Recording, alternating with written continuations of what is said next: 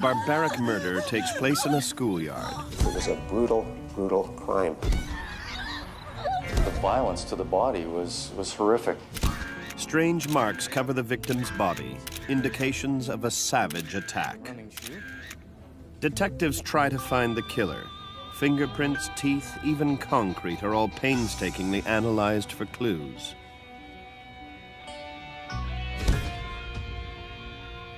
As the evidence unravels, it leads detectives into a maze of suspects and theories. I hit her. Then what happened? Didn't move. We were left with an uneasy feeling about this confession. The pressure is on the forensic team to find the truth. Because in this strange case, a confession is not enough.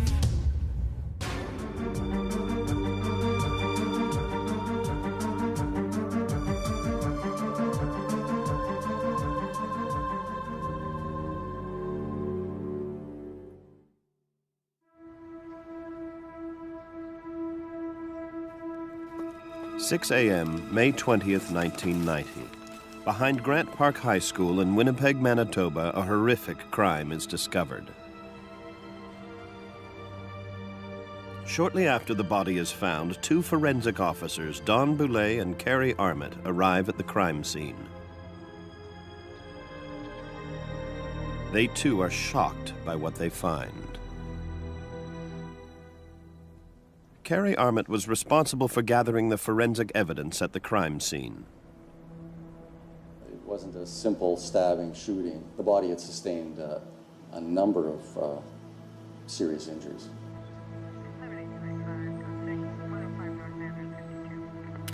The victim is a middle-aged woman. It appears she was assaulted before she was killed.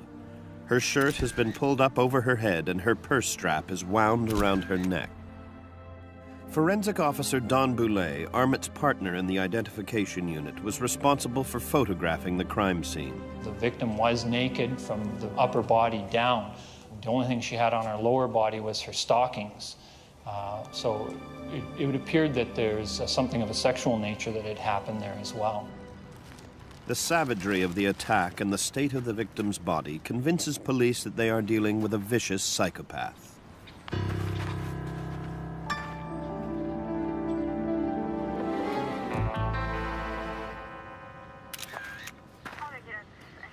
The victim's head has been crushed beyond recognition with a 55-pound piece of concrete. Who would do such a thing, and why?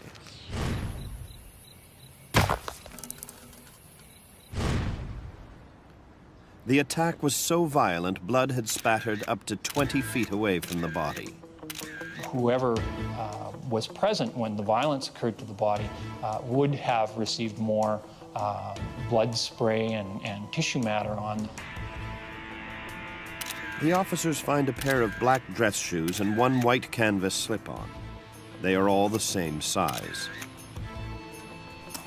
While Officer Armit searches for clues, his partner, Don Boulay, makes a detailed record of the crime scene. The contents of the victim's purse litter the area. Might robbery have been a motive for the assault?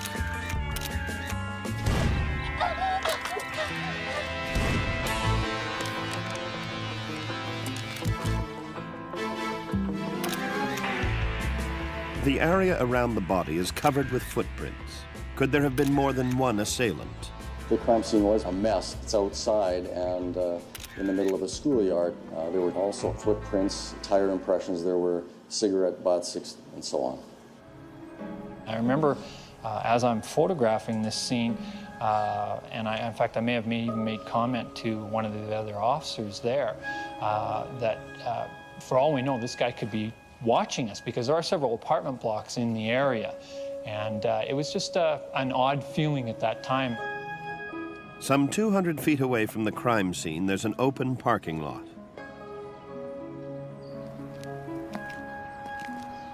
Scouring the area for any clues that might shed light on the murder, Officer Armit finds a grocery list and a $5 bill. Money generally doesn't appear everywhere in school parking lots, with my experience. It is possible that it may have been blown some distance. And of course, at that point in an investigation, you don't know what may or may not be relevant to the crime. The most relevant and vital clue they discover is the victim's identity. Her name is Shirley Andronowich. She is a 42-year-old housewife married with children. Her home is only a few blocks away in a quiet suburban neighborhood. What was she doing out here in the middle of the night? May has been a dry month and the ground is hard. But the blows to Shirley's head are so violent that a 2-inch depression remains when her body is taken away. The community was horrified seeing that this woman was an average, I would call her a middle-aged, middle-class woman, brutalized and murdered on a school grounds. While the forensic team comb the crime scene for clues, homicide detectives try to piece together what happened and identify potential suspects. Detective Sergeant Bob Marshall led the homicide investigation. This was a particularly difficult case. We had an outdoor scene, which is always difficult, never mind one that's frequented by thousands of people on any given day. In addition to that, it was a crime that captured the attention of the city, in particular the neighborhood where it happened, just by the horrific nature of it. The first 48 hours of a murder investigation are the most crucial to picking up a vital lead. Detective Ron Oliver was Marshall's partner in the homicide investigation. It's all an interview process. There's a lot of legwork involved. Our entire squad would have been working on interviewing numerous people who would have either known, had knowledge of that particular evening. 85% of murders are committed by someone known to the victim. Hi. Is your dad home? Dad! The police must now interview everyone who knew Shirley. Police are here! They start with her family. Yeah? Mr. Andronowich. Yeah? What's up? I'd like to talk to you, sir. Do you have a minute? Yeah? You know, it's a good thing you're here. My wife didn't come home last night. Could we come in, please? Yeah, sure. Ed and Shirley Andronowich had been married for 19 years. They had 3 daughters. Ed told the police that he and his wife had gone for drinks the night before at the Grant Hotel. We went to the Grant around 8 o'clock. Do you remember who was there? Randy Sloan, Ron Sutherland, Rick St. Germain, they were all there. Hey, with the music, eh? That's all right.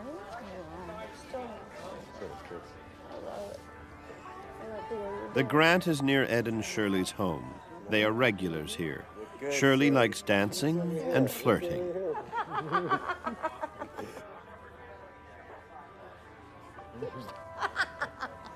That's nice. Ed tells police he'd been drinking long before they went out that night. No good. Where you been all my life? I'm tired. Let's go. Oh, I'm not tired. You go. I said let's go. And I said I'm not going anywhere. I'm having fun.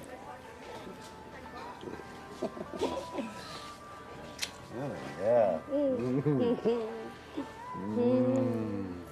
Ed leaves angry and alone. Now police can only hope that somewhere in this bar they'll find a clue to the murder of Shirley Andronowich. I got you. Oops. I got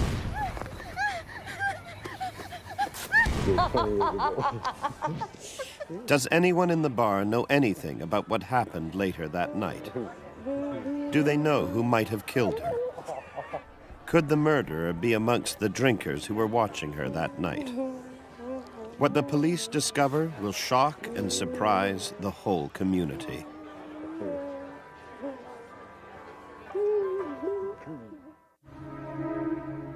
Early on Sunday morning, behind Grant Park High School in Winnipeg, Manitoba, the mutilated body of Shirley Andronowich is found. Detectives investigating the murder try to find out everything they can about her, especially what happened during her last hours. How did she end up at the school when it's in the opposite direction to the bar? Did someone take her there? Oh, we absolutely felt it was likely somebody from in the bar or one of her associates, just based on on her lifestyle, but we came up with nothing whatsoever. Shirley's body is taken to St. Boniface Hospital, where a post-mortem reveals even more disturbing evidence. The autopsy is conducted by Chief Medical Examiner Dr. Peter Markestein. As the police suspected, Shirley was violently raped, but the attacker didn't stop there. On the abdomen, what appears to be a pattern, like a running shoe. Dr. Markestein finds some alarming marks on Shirley's body. What appears to be bite marks. Human bite marks. On the upper arm, the breasts, and the genitals. When we examined the body and when we looked at the nipples, that was obvious that they had been bitten off. Her nipples were bitten off, bite marks were left on the body. There was extreme violence that was evident on the body. A piece of concrete curbing had been smashed into her face, basically obliterating her face. Pants had been pulled down. It had all the earmarks of a vicious, vicious, vicious sexual attack. Dr. Markestein takes swabs of any saliva residue left around the bite marks. These are then sent to the Royal Canadian Mounted Police Laboratory for testing. Together with the actual bite marks, the saliva may help identify the killer.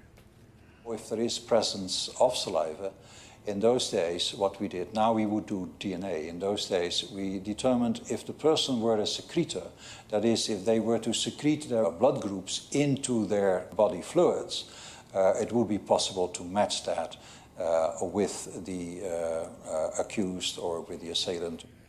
Severe bruising around the victim's neck, consistent with the purse strap found around the victim's neck.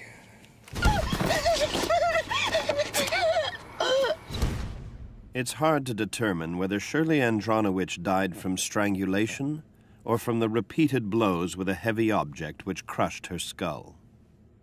The sequence, of course, is more likely that the strangulation took place before the head was destroyed, but I cannot say whether she was dead or not, but she probably was unconscious. The destruction of the head was, of course, overwhelming, and we reached the conclusion that that was the cause of death in this particular case. The victim's blood and hair found on the heavy piece of concrete by the body confirms that this is the murder weapon. Now the forensic team must find out if the concrete holds any clues to the killer's identity. The murder weapon is given to forensic geologist Richard Monroe. Getting fingerprints on a surface can be extremely difficult or extremely easy depending on the medium. Every type of surface will react differently to the chemistry that's contained within the oils in your hands. If you're touching glass, you have a smooth surface and your fingerprints will sit on that surface. It'll give you a nice consistent pattern. When you're dealing with a porous medium like a piece of concrete, the surface is actually very bumpy and it will absorb the oils.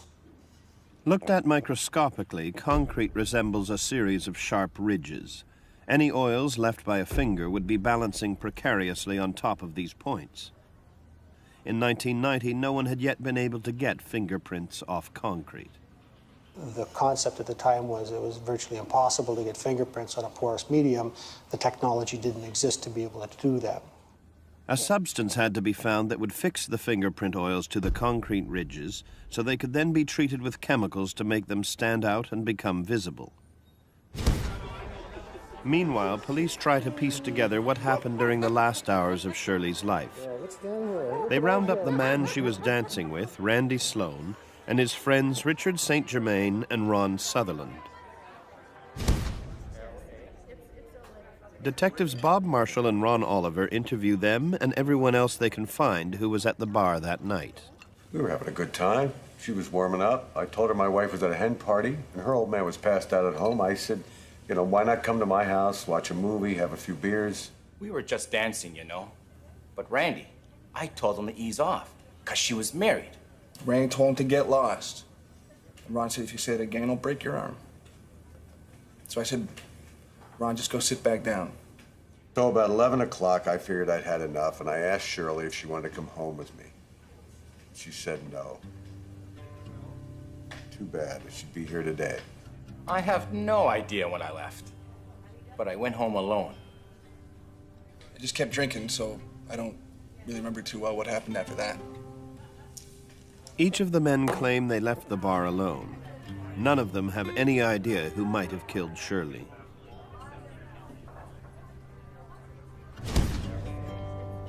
After interviewing all the witnesses they can dig up, the detectives can find no one who saw Shirley leave the bar that night.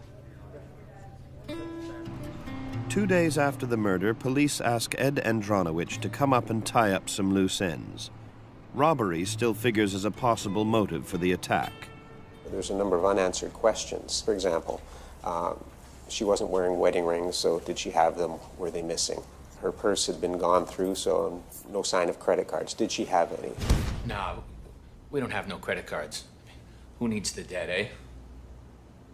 Marshall then shows Ed the grocery list they found in the parking lot near the crime scene. It includes cat food and litter. The Andronowiches only have pet fish. That's not her writing. As the detectives wrap up the interview, Marshall suddenly asks the question that turns the investigation upside down. So, Ed, do you have any idea who might have killed your wife?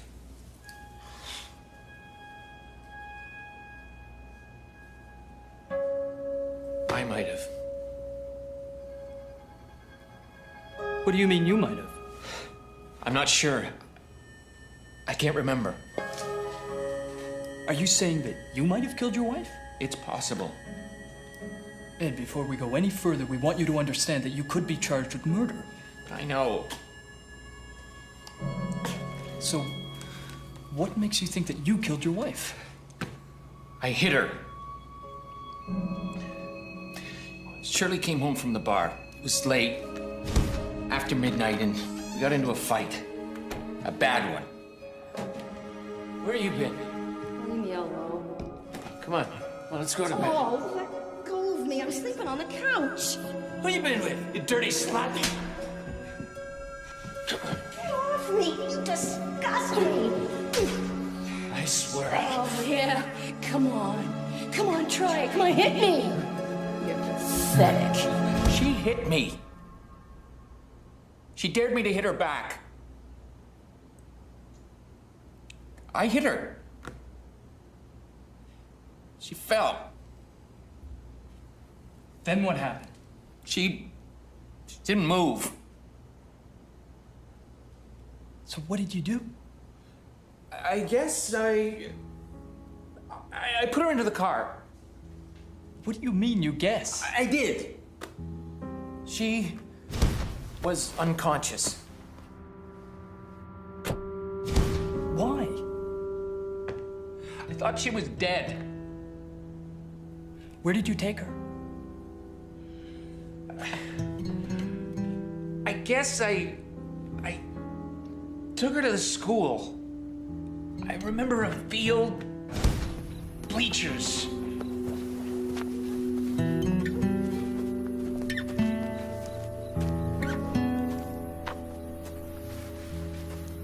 Then what happened? I don't know. Why can't you remember? I'd been drinking. Lots. So what did you do? I'm not sure. I might have hit her. With what? A board? Did you bite her, Ed? I might have. Ed, we don't want you admitting to something you didn't do.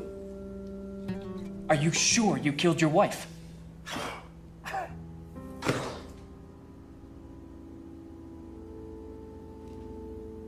Yes. I did. Ed's confession gives detectives their first definite suspect, but it raises more questions than it answers. We were uneasy with the confession by virtue of the fact that there was nothing to corroborate it, that we could find anyways. So we didn't charge him initially with the offense. We thought, well, we'll hold him for investigative purposes.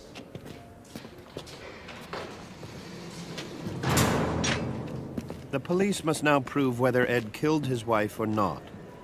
If they get it wrong, they will lose any advantage they have, and the murderer could strike again.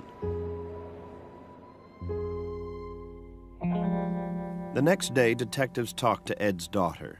She tells them that the day after the murder, her father gave her a bag of dirty clothes to wash. They had this smell to them. I don't know what kind of smell, okay? It's hard to describe. There were these dark stains. Like blood. I don't know.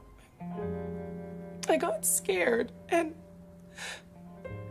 I don't want to think he did it. She also tells police that her parents had regular fights. Anger. Wait, I'm sleeping on the couch. She would slap him and pull his hair, and you know, he never fought back. They, you know, they had separate rooms. I don't want to believe he did it. Maybe, you know, when you've got all that anger and frustration built up inside you,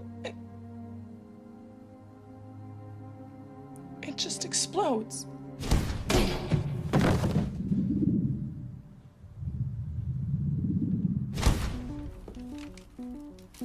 The detectives see some of Ed's and Shirley's shoes. One of them matches the white canvas slip-on found at the crime scene. On the abdomen, what appears... But none of them match the print left on Shirley's body. If Ed is the killer, whose shoe left that mark?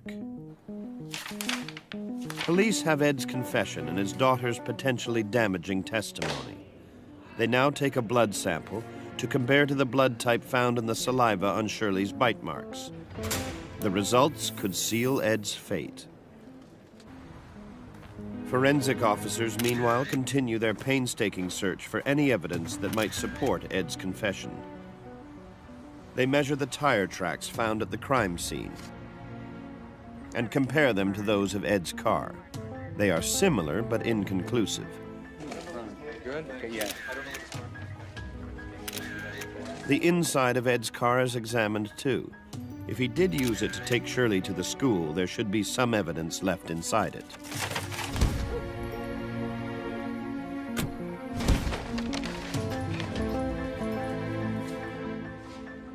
In the trunk, they find a windshield wiper pushed deep into the liner. The blade is badly damaged. The piece of concrete used to kill Shirley Andronowich also had a black mark on it, like the shape of a wiper blade. Did Ed have the murder weapon in the trunk of his car?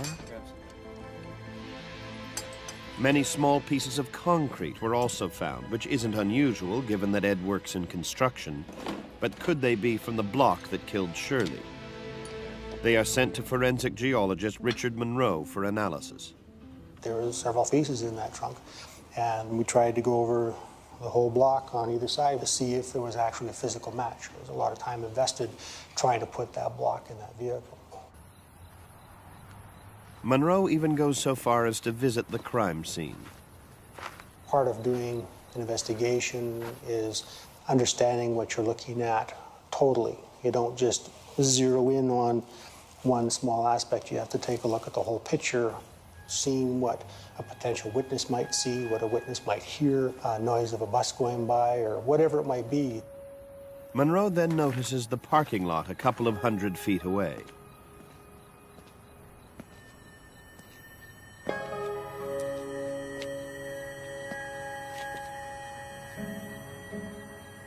Taking a closer look, he makes a crucial discovery. I looked at the pieces in the parking lot and I saw some obvious comparatives with the parking lot abutment that was used as the murder weapon. The way the block was broken at the time of that could be a fit.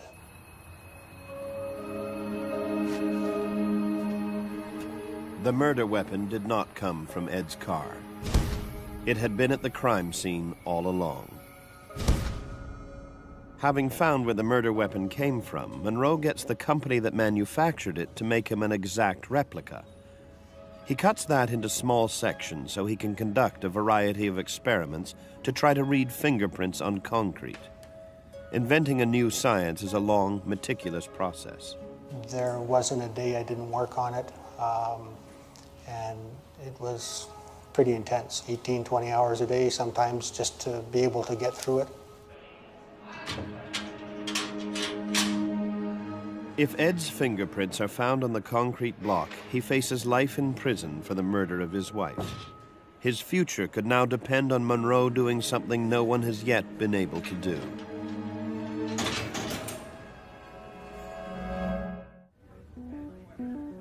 Shirley Andronowich, a middle-aged mother of 3, was brutally raped and murdered behind this suburban school in Winnipeg, Manitoba. Her husband, Ed, has confessed to the crime. Though police have their doubts, forensic investigators search for clues that will support his confession.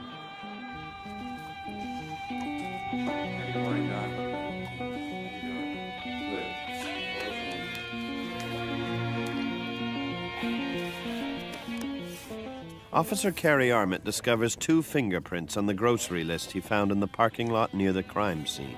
We can see the 2 areas on the back of the grocery note where these fingerprints were developed. We thought they may be identifiable if we had a suspect inked impressions to use in comparison, so they were compared to many suspects manually.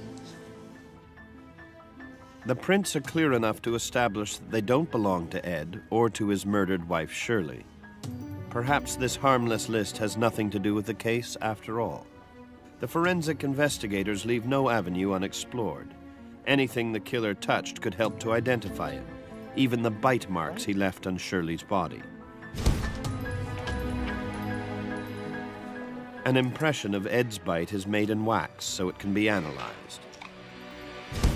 Dr. David Sweet is the director of the Bureau of Legal Dentistry at the University of British Columbia.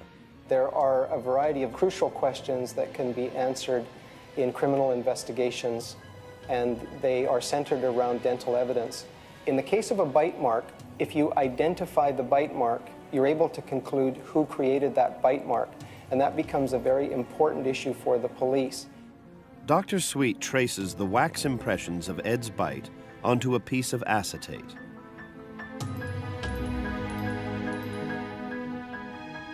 He then superimposes that on a life-size photograph of one of Shirley's bite marks. This method allows him to move the position of the teeth around so as to compare them to the marks on the skin. When I did this comparison, I didn't see the type of match that I thought would be there if, in fact, these teeth caused the bite mark. I was able to conclude that this suspect could be excluded as the biter. This is a major turning point in the investigation. Ed is not the one who left those bite marks on his wife.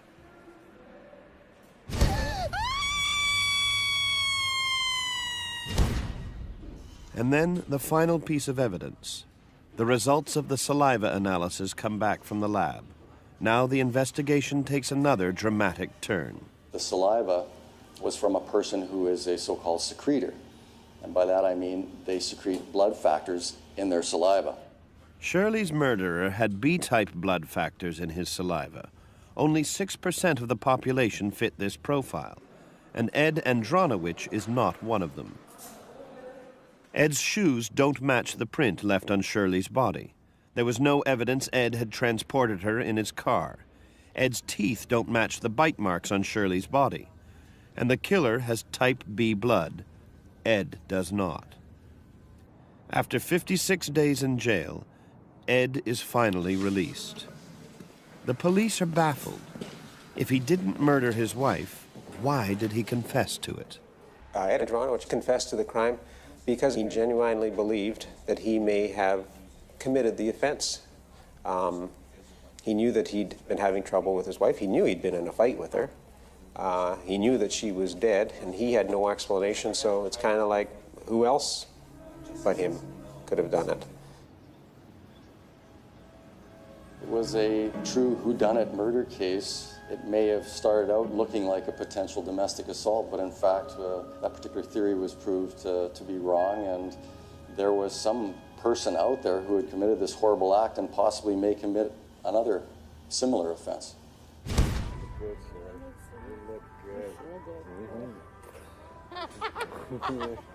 It's now 2 months since the night Shirley Andronowich was murdered. The police still have no suspect or any clue as to the identity of her killer. I'm tired. Let's go. Oh, I'm not tired. You go. Said let's go. And I said I don't want to go. I'm having fun. Detectives still believe her murderer was in the bar that night, probably watching this scene. Could it have triggered the rage that climaxed in the savage rape and murder of Shirley Andronowich?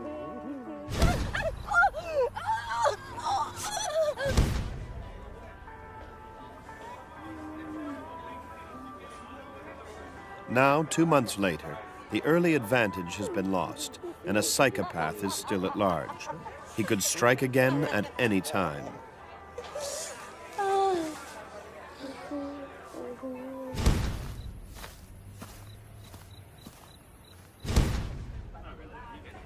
Detectives now try to find if anyone else who was in the bar that night has type B blood to match the secretion in the bite marks on Shirley's body. Some samples are positive, but with no other evidence to point a definite finger at anyone, this is another blind alley. Investigators become demoralized because you can't help but have empathy for this victim and their family. Then police get the break they've been hoping for. Working on his test slabs, forensic geologist Richard Monroe has found a way to preserve and identify fingerprints left on concrete. After a lot of trial and error, it was determined that cyanoacrylate or superglue was the best fixing material to try to hold the oils in your hands on the concrete surface. Monroe now tries his test on the murder weapon. He flushes it with a chemical called Sudan Black. Its particles get caught up in the fingerprint ridges fixed by the glue, making them visible. When you watch the prints develop, it's like watching a flower bloom. It was a very personal moment. I left the lab and I walked out to the major crime area to talk to the detectives and found out I was the only one there. Everybody had gone home. So it was rather anticlimactic because you finally made a discovery that no one had tell. After 3 months' work, Monroe does find fingerprints on the murder weapon, but they're too badly smudged to be of use. It's a frantic event, so you get slippage, but at least you could tell how it was held, and that was the best we could get out of the situation based on what the crime scene gave us. The blurry image can't bring the police any closer. The investigation once again hits a dead end. Then, on August 17th, a shocking piece of news. 16-year-old Bridget Grenier is found murdered less than 50 miles from Winnipeg. It happened in June, a month after the murder of Shirley Andronowich. There are awful similarities between the two cases. Both women were beaten, raped, and bitten. It's definitely someone that's on the dark side of life that committed this offense. The man charged with Grenier's murder is one Kyle Unger. Intriguingly, the name Unger appears in Shirley Andronowich's address book. Since most murderers are known to the victim, it gives police new hope and a new direction. The similarities between the two crimes are compelling. Police also find that Unger had been in Winnipeg around the time of Shirley's murder. Could the same man have killed both women? Detectives once again review all the available evidence to try and make the vital connection.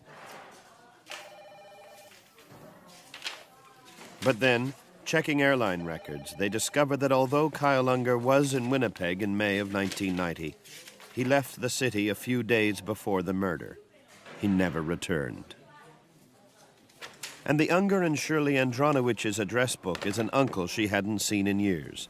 He is no relation to Kyle Unger. The two murders, though bizarrely similar, have nothing to do with each other.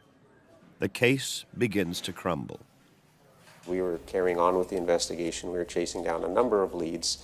However, none of those leads bore any fruit, and the case was starting to grow a little bit cold. Winnipeg police now ask Inspector Ron McKay of the RCMP Violent Crime Analysis section to put together a profile of the killer. The body was found in a totally exposed area, which makes it a very high-risk crime for the offender. Risk of interruption, risk of being seen. This was a highly impulsive crime and a highly opportunistic crime. When you have this kind of crime, typically the offender will live or work in the immediate area. And the demographics of the area suggest that the majority of residents, particularly male residents, in that area are Caucasian. The bite marks on the victim were motivated by a violent sexual fantasy that the offender has been carrying around in his brain for years. And the sexual behavior was suggestive of a youthful offender. And the choice of weapon certainly suggests that you have a very powerful, physically strong offender with a sustained high level of anger. The profile was potentially very useful, but with no suspects, it was academic. As the months drag on, police need a real break if they are going to catch the killer. On the first anniversary of the murder, a TV report is broadcast to jog people's memories. The early morning hours of Sunday, May 20th, 1990, Shirley Andronowich's beaten body was found behind Grant Park High School. Even though the case is now more than a year old, police say the investigation still continues, though they don't expect anyone else to be charged. Unsolved murder, the case is never closed. It made this investigation may be suspended to a degree, and then when new information comes in, of course, it's automatically reopened. And then, as a result of the broadcast, a totally unexpected break. We got a telephone call from an individual who felt that he may have some information. The tip-off comes from one Al Ryder. On the night of the murder, he and a friend, Mark Jarman, were also drinking at the Grant Hotel. Good. No one knew them in the bar, so the police couldn't talk to them when they conducted their interviews a year ago. Man, it's late. I'm checking out. See you back at the apartment. Okay. See you later. Ryder and Jarman were both staying with a friend nearby. The apartment overlooked the field behind Grant Park High School, the scene of the murder.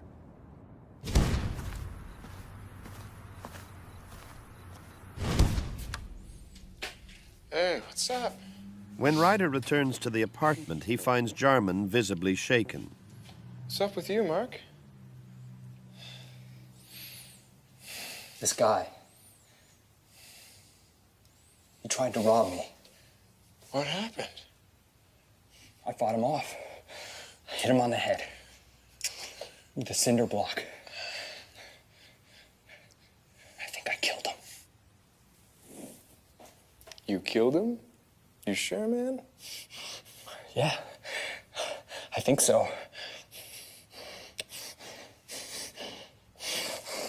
What do I do with these, man? Shh. Jarman burnt the clothes, and Ryder didn't think much more about it, until he saw the report on Shirley's death a year later. When Ryder makes the call, Jarman is already in prison just outside Winnipeg, serving time for burglary. Ryder's story gives police a new direction in this difficult case. Could this petty thief be the vicious murderer of Shirley Andronowich?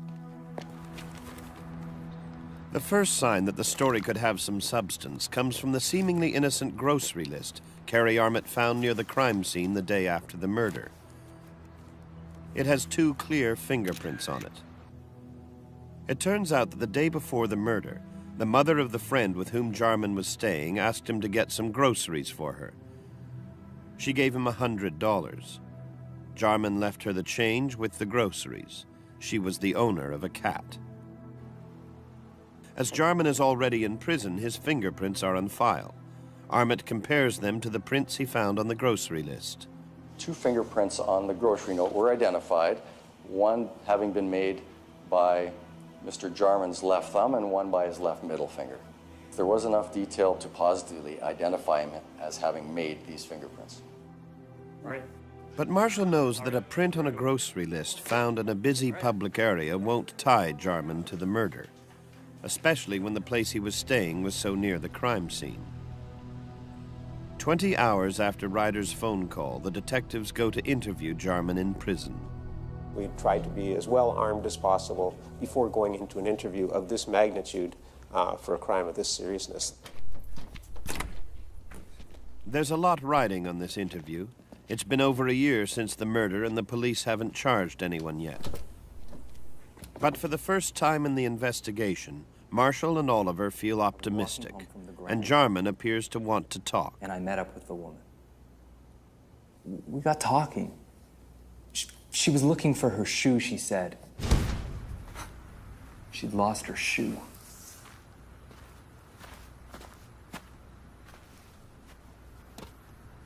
One of the things that solidified the case for us was when he first began speaking with her, she had said that she was out looking for a shoe.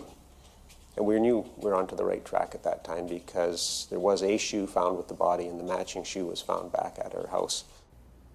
Tell us about it. We had sex.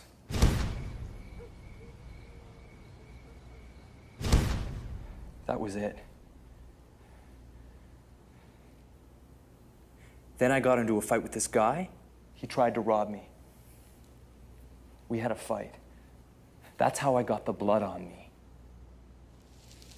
What about the woman? She just headed off in the other direction.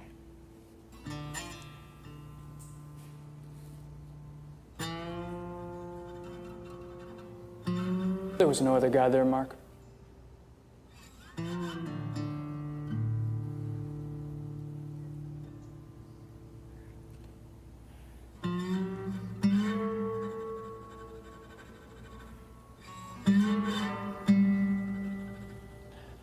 Can I get some smokes?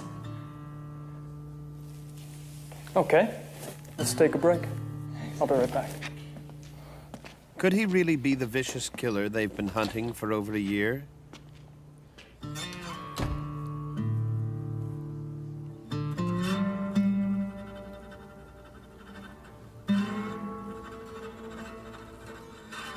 You want me to solve this thing for you right now?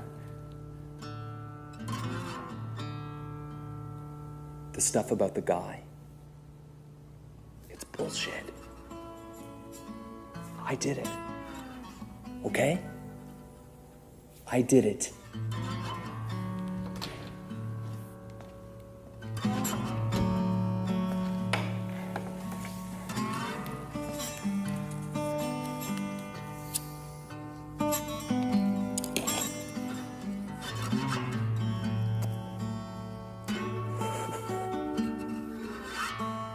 Well, Detective, do I fit your profile? What's your profile say?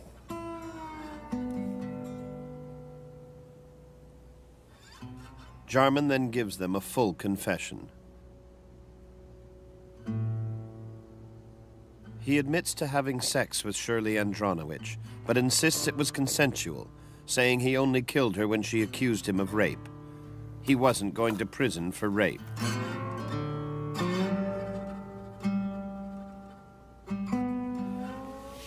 Why did you bite her? I'm not sure why I did that. It's a chilling response for such a savage attack. The nipples themselves were never recovered, and we asked him if he could help us out with that, and in quite an insulted fashion, he told us, well, I didn't keep them, or anything like that.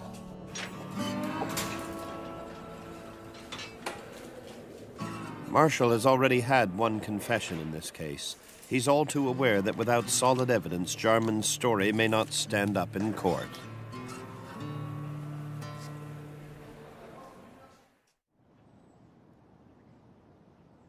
Mark Jarman has confessed to the murder of Shirley Andronowich. The forensic team must now put together a solid case with which to convict him. David Sweet, the expert in legal dentistry, gets to work on the impressions of Jarman's teeth. His teeth had spaces between them, and they tapered toward the biting edge. That kind of detail becomes important when we do the physical comparison of the teeth to the bite mark. Though the first teeth marks he tries to match on Shirley's skin aren't clear enough, there are others which do provide an incriminating match. The bite marks on the nipples had very little information because of the damage to the skin. So the primary area where this conclusion was presented to the courts was with the bite to the genital area. That way, I was able to identify the person that was responsible for the crime. That is the best news the police could have hoped for. Mark Jarman finally stands trial for the murder of Shirley Andronowich, but there are still surprises in store. Mr. Andronowich, why did you confess to killing your wife? I could have killed her. I don't really remember. You don't remember killing your wife? I was drinking a lot then. We had a lot of bad fights. I might have, done it, like by accident. I don't really know. You don't know? Though he's only a witness at Jarman's trial, Ed's battle with his inner demons makes him think he's the guilty party. Terry McKean was the Crown attorney prosecuting the case. Well, it was a tough case because of the fact that the husband had already confessed to the murder, so throughout the whole course of the trial, I was busy not only showing that Jarman was the real killer, but I was busy defending the husband and showing that he wasn't the killer. Jarman's conviction is sealed by the forensic evidence painstakingly gathered by the Winnipeg police. Jarman's teeth match the bite marks on Shirley's body. Jarman's blood type matches the blood secretions in the saliva left on Shirley's body. Jarman's fingerprints match the fingerprints found on the grocery list. And in his statement to the police, Jarman said a number of things that only the real killer could know. So there were many, many things that identified him as the person that committed this unbelievably brutal murder.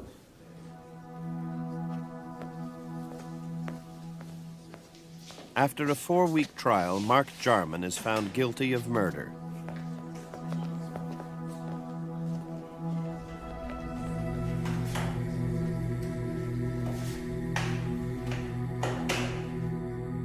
For the police involved in this case, the forensic evidence does more than convict Jarman. It also paints a clearer picture of what really happened that night behind Grant Park High School.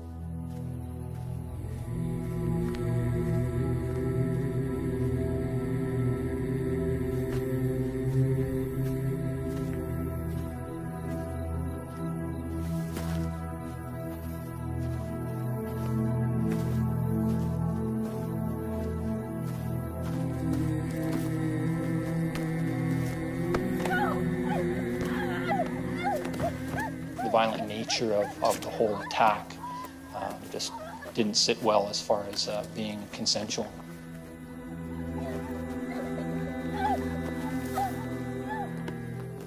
This was a rape, without a doubt.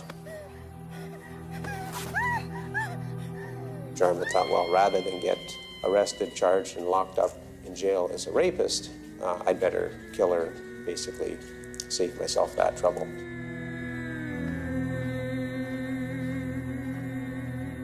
And there, in the parking lot, he found the perfect weapon to silence Shirley for good.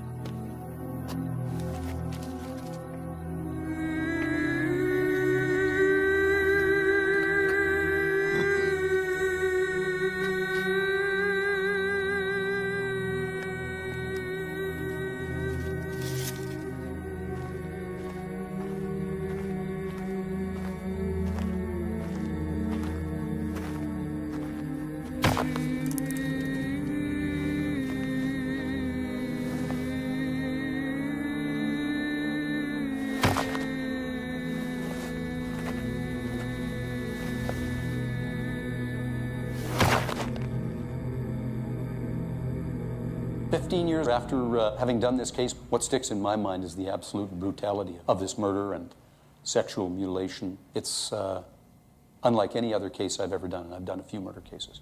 I found the Andronowich case to be a hugely tragic case and extremely challenging, in that there was so many different parts of our training that we had to put to use.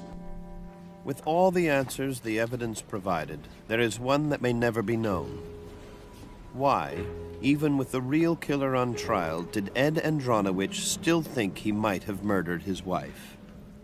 Perhaps it's, you know, a way of salvaging a life that's going nowhere and get some redemption for something. Maybe he feels responsible for having her out walking around in the middle of the night, and in that way he feels he killed her.